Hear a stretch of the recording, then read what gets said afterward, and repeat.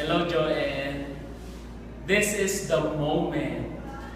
Congratulations. Malapit na. Hoy, Joel, mamahalin mo ng gusto si Jess, ha? Kung ano yung pagmamahal mo sa Panginoon, pangalawa si Jess sa pagmamahal mo, namamahalin mo.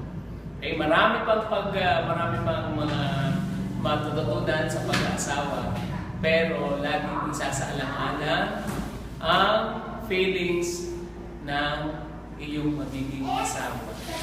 Okay? Basta nandito lang ako, basta kung may question, basta lagi mong iisipin, yung gagawin ko ay sana hindi makakabigay ng sama ng loob sa aking asawa.